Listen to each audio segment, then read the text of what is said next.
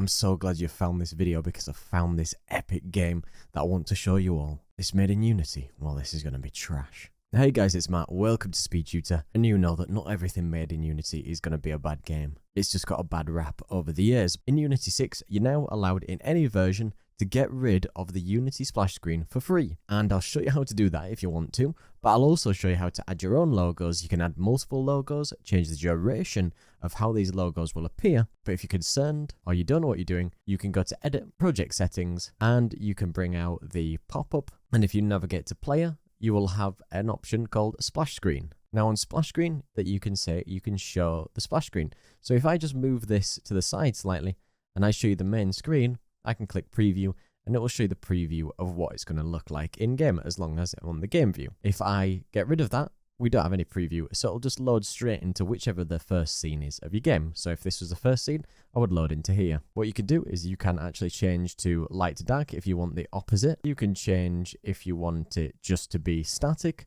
or you want it to have a little zoom. You can even do custom if you want to choose how much the logo zooms or how much the background zooms. Now, if you don't want to show the Unity logo, you can untick that, and then when you play your game, you won't see any logo at all. Or you can add custom logos to this list. And say you want to add your own image and you've imported that into Unity, make sure that it's set to Sprite 2D and UI. This won't automatically be able to be pulled in. You need to make sure that the sprite mode is on single and not multiple. You can add that to your own selection. And when you add your own logo, you could choose how long you want that duration to be. So I'll say 4 seconds, but say you wanted to have the new Unity logo in and you wanted to choose the duration of that one too, you could choose the drop down and choose all sequential, and then you'll be able to set the duration of the Unity logo as well as your own logo too. And of course, within it, you can set the background opacity, the background color. You can choose whether to blur the background or whether you want a background image.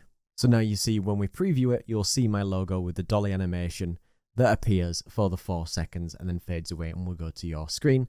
As I said, you can add the Unity logo back in and decide how long that's going to be.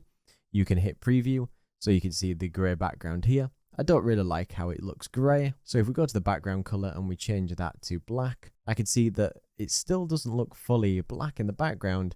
So make sure you adjust the overlay opacity, take that all the way down, and then when you do a preview now, the Unity logo needs inverting, but the SpeedTutor logo now looks better. But if we do light on dark and choose the preview, you can see the Unity logo and then my logo after that. But in the end, I might just want it to show my logo as my game loads, and then it can load straight into my scene. So I hope that cleared up using the splash screen, and I hope it helps you out. So do be sure to check out all the sales and everything going on at the very moment on the Unity Asset Store, because you can make massive savings. Do check out my Patreon too to get over 225 different scripts, assets and projects you cannot find anywhere else. And a big thank you to all my patrons. Special thank you to Peter Steiner, Very Shuther and Jennifer for their amazing support. And a big thank you to everybody else who comes to watch the video. So don't forget to like, comment and subscribe. Cheers.